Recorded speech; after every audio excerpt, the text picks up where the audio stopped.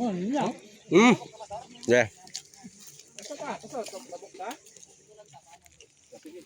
Mangaan pa man daw pang. Wasa siya makasilid daw dagko, tungkol nga kadagko.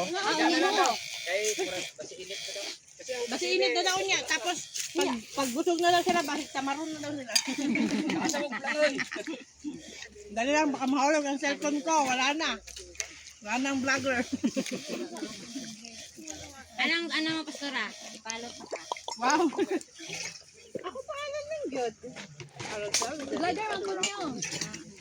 Yang anak yang gano. Akong i-promote. Oh, halo-halo ah. Ito yung walang ilog. Yung malaki. Ano ba naman mo lalaki yung kain? Gunitan lang daw na, mabalaan na daw. Kung kilig-kiligun siya, nga lalaki naggunit, babae siya.